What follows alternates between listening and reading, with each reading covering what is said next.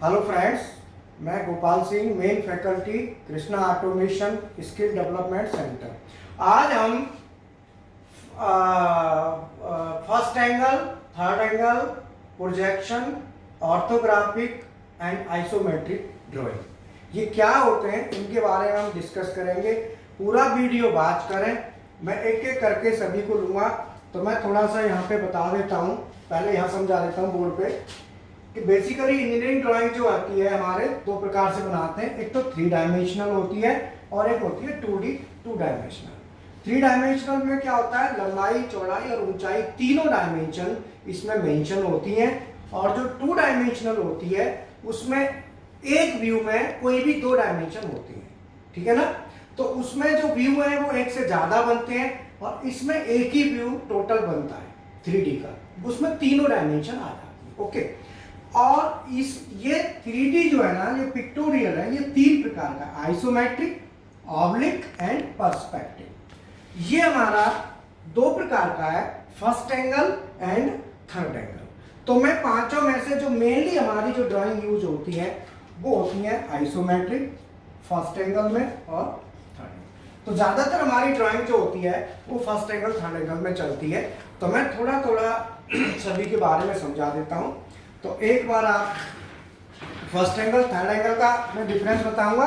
इससे पहले मैं आपको आइसोमेट्रिक का बता देता हूँ। ओके, ये हमारी कैड और ऑटो कैड और इंडस्ट्रियल ड्राइंग की बुक है, इसमें से मैं आपको बता रहा हूँ, ठीक है। देखो, what is view? View is the projection of any object at any plane, ठीक है। टाइप्स ऑफ प्रोजेक्शन, पिक्टोरियल जिसमें मैंने बताया था, आइसोमेट्रिक, ऑब्लिक और पर्सपेक्टिव।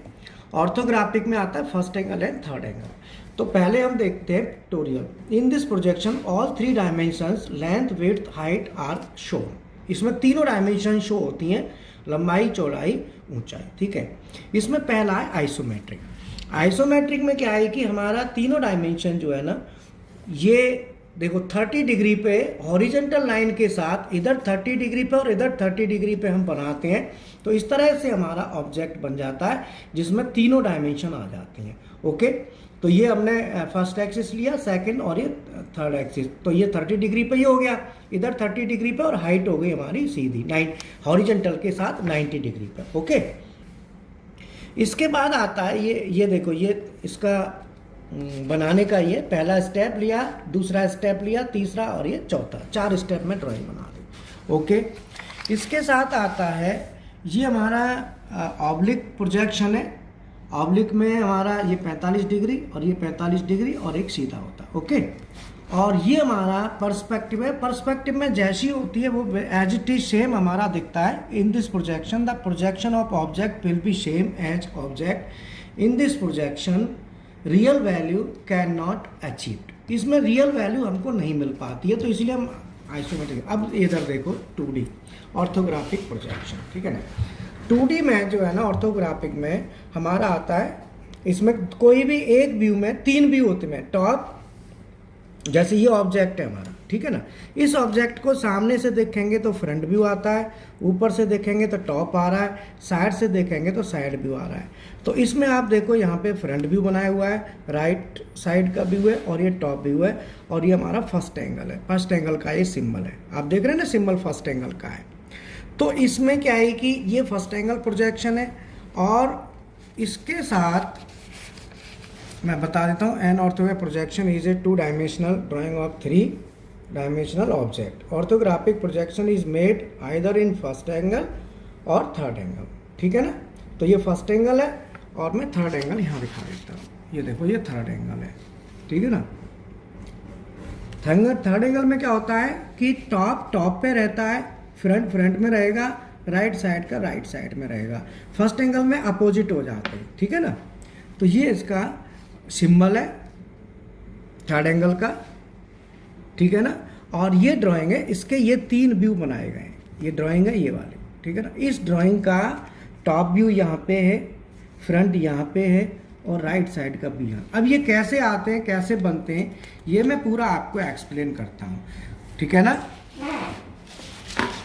हाँ, इसमें हम सबसे पहले आइसोमेट्रिक लेंगे, फिर फर्स्ट एंगल, थर्ड एंगल लेंगे।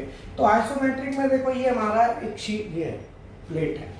अब इस प्लेट की 3 डायमेंशन है, 3 डायमेंशन है, 1, 2 और ये हाइट, लंबाई, चौड़ाई और ऊंचाई। अगर हम इसको 3 डायमेंशनल 3D में बनाते हैं आइसोमेट्रिक में, तो थोड़ा सा इसको क्या करेंगे, हम ऐसे इंक्लाइन करेंगे ऐसे।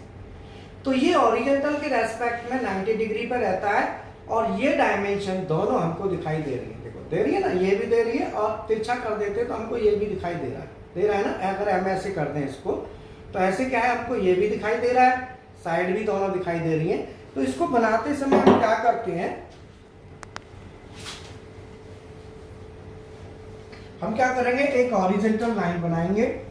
इस लाइन के साथ 30 डिग्री पर एक लाइन इधर और 30 डिग्री पर एक लाइन इधर, ये दोनों 30 डिग्री पर बनेंगे, ये भी 30 पे और ये भी 30 पे, ठीक है ना। और यहाँ पे हम जो हाइट है ना, हाइट को इस हॉरिजॉन्टल के साथ परपेंडिकुलर लेते हैं, मतलब 90 डिग्री पे, ठीक है ना। और इसको हम ऐसे इधर से भी और इसको इससे मिला देते हैं, ठीक है, इसको इससे मिला देते हैं। और इसके पैरेलल थोड़ा सा ये टेढ़ा हो गया, ऐसे कर देते हैं ना। अब इसके पैरेलल में तो ये लाइन लेंगे और इसके पैरेलल में हम ये लाइन लेते हैं, ठीक है ना। तो ये हमारा बेसिकली ऑब्जेक्ट बन गया। तो अब इसमें क्या है, ये हमारी लेंथ हो गई, ये हमारी विड्थ हो गई और ये हमारी हो गई हाइट। ये हाइट है, ये लेंथ है और ये विड्थ है। अगर मैं ये देखूं, ये हमारा वर्क पीस है, इसकी जो लंबाई है वो 110 है। तो ये वाली जो डायमेंशन है, ये वाली, ये होगी 110, ठीक है। और जो चौड़ाई है वो 100 है। तो ये वाली जो डायमेंशन है, ये वाली, ये हमारी होगी 100, ठीक है। और ये जो हाइट है, ये जो हाइट देख रहे हो आप, हाइट, ये हाइट है, ये हाइट हमारी 25 mm है। कितनी है, 25। तो ये हाइट अगर 25 है तो ये हमने यहाँ से यहाँ तक 25 मेंशन कर दिया। ये हाइट है 25 और ये होगी इधर लेंथ पे बन गया, ठीक है ना।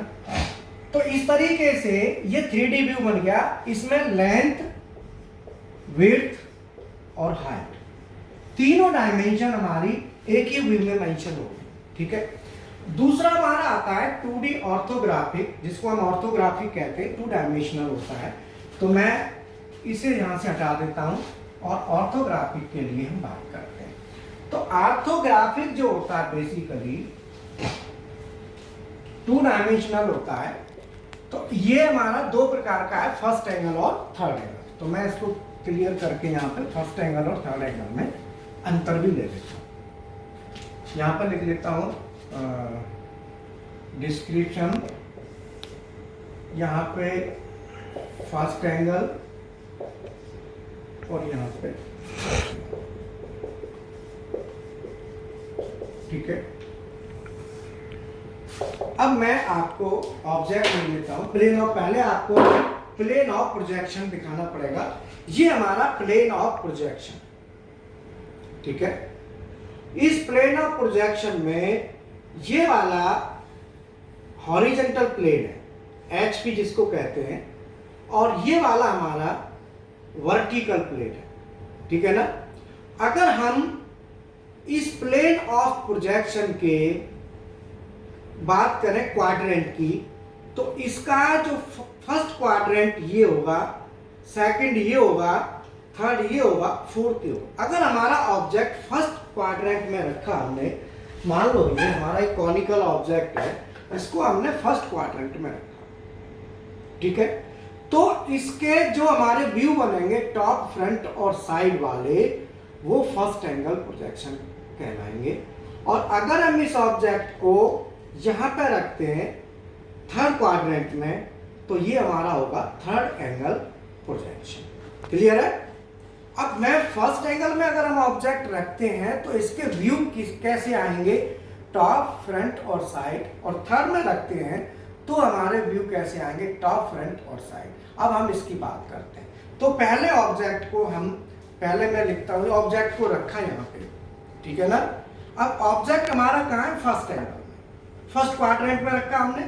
तो टॉप व्यू जो बनेगा वो बनेगा ऊपर से देखने पर। अगर हम इसको ऊपर से देखते हैं तो जो भी शेप आएगी वो हमारा टॉप व्यू कहलाएगा। अगर हम फ्रंट में देखते हैं तो फ्रंट में देखने से जो शेप आएगी वो फ्रंट व्यू होगा, और अगर हम साइड से देखने पर जो व्यू आएगा वो साइड व्यू होगा। ओके, अब हम ऊपर से देख रहे हैं टॉप वाला व्यू, तो हम ऊपर से ऐसे देख रहे हैं, तो इसका जो प्रोजेक्शन है, इसका जो व्यू है, देख तो ऊपर से रहे बट इसका परछाई कहाँ आ रही है, इस HP पे, हॉरिजॉन्टल प्लेन है। अगर हम सामने से देखते हैं इसको ऐसे, तो इसकी जो परछाई है वो इस पे आ रही है, ठीक है ना, VP पे। ये वर्टिकल प्लेन है, ये वाला वर्टिकल प्लेन है, ठीक है ना। तो मैं इसका फर्स्ट एंगल थर्ड एंगल दोनों को अभी एक्सप्लेन करता हूं, थोड़ा लिख लो। और सबसे पहले क्या है, ऑब्जेक्ट। ऑब्जेक्ट हमने फर्स्ट एंगल में जो रखते हैं तो वो फर्स्ट क्वाड्रेंट में होता है, और थर्ड एंगल में थर्ड क्वाड्रेंट में ऑब्जेक्ट होता है। दूसरा है लोकेशन। लोकेशन में क्या है कि फर्स्ट एंगल में जब हम बात करते हैं तो ऑब्जेक्ट, ये हमारा ऑब्जेक्ट है कॉनिकल। जब हम ड्राइंग बना रहे हैं तो कॉनिकल ऑब्जेक्ट, कोई भी ऑब्जेक्ट ले सकते हैं हम, ये ऑब्जेक्ट ले सकते हैं, ये ऑब्जेक्ट भी हम इसको ऐसे रख सकते हैं, ये भी ऑब्जेक्ट है। अगर हम इसको ऐसे रख लेते हैं तो ये भी ऑब्जेक्ट है, बट हम कॉनिकल को लेते हैं इसको, जो सिंबल में भी हमारे लिए हेल्पफुल होता है कॉनिकल वाला, ठीक है। अब हमने ये ऑब्जेक्ट लिया, तो ऑब्जेक्ट इज प्ले, ऑब्जेक्ट जो है ना वो हम जब देख रहे हैं ना, जो देखता है उसको कहते हैं ऑब्जर्वर, उसको क्या कहेंगे, ऑब्जर्वर। और ये ऑब्जेक्ट, चाहे ये रखो और चाहे आप ये रखो, कोई भी ऑब्जेक्ट हो, ऑब्जेक्ट, ऑब्जर्वर और प्लेन ऑफ प्रोजेक्शन, इसको कहते हैं प्लेन ऑफ प्रोजेक्शन। जिस प्लेन पे प्रोजेक्शन आएगा, परछाई आएगी। तो मैं ऑब्जर्वर हूं, ये ऑब्जेक्ट है और ये प्लेन ऑफ प्रोजेक्शन है। तो मैं यहां पे फर्स्ट एंगल में क्या है, object is placed in between observer and plane of projection, plane of projection. मतलब फर्स्ट एंगल में object, observer and plane of projection के बीच में। थर्ड एंगल में, अगर हम थर्ड एंगल की बात करें तो थर्ड एंगल में हमारा ऑब्जेक्ट यहां पे आता है। यहां पे देखो ऑब्जेक्ट यहां है, ऑब्जर्वर, ऑब्जेक्ट और प्लेन ऑफ प्रोजेक्शन। तो अल्टीमेटली अगर हम थर्ड एंगल में रखते हैं तो थर्ड एंगल में क्या है कि प्लेन ऑफ प्रोजेक्शन, यहां पे ऑब्जेक्ट रखा है ना, और मैं यहां से देखता हूं, तो ultimately observer, plane of projection and object. So plane of projection is placed in between, third angle में क्या है, plane of projection is in between observer and object, ठीक है। दूसरा, तीसरी बात इसमें होती है कि दो प्लेन है, जब हम ड्राइंग बनाएंगे तो सामने वाला फ्रंट VP तो VP की अपनी जगह रहेगा, पर जो HP है वो 90 डिग्री क्लॉकवाइज रोटेट होगा। 90 डिग्री किधर होगा, क्लॉकवाइज। तो तीसरा है, तो HP will rotate 90 degree clockwise. यहां भी horizontal plane HP will rotate 90 degree clockwise, ठीक है। चौथा है, जो हमारे व्यूज हैं फर्स्ट एंगल में जब आप बनाते हैं तो व्यू अपोजिट साइड में आते हैं। टॉप व्यू जो आएगा वो बॉटम में आएगा, और लेफ्ट साइड का जो फ्रंट है वो तो फ्रंट में ही रहना है, लेकिन लेफ्ट साइड का व्यू राइट साइड में, और राइट साइड का व्यू लेफ्ट साइड में आएगा। यहां पे सभी व्यू सेम साइड आएंगे। टॉप व्यू जो होगा वो टॉप में आएगा, लेफ्ट साइड का व्यू लेफ्ट साइड में आएगा, और राइट साइड का व्यू राइट साइड में आएगा। इधर व्यू सभी सेम साइड आएंगे, यहां पे व्यू अपोजिट हो जाते हैं। अब हम ऑब्जेक्ट को रख के देखते हैं और इसके सिंबल्स को देखते हैं। अगर हमने मान लो, मैं ये हटा देता हूं,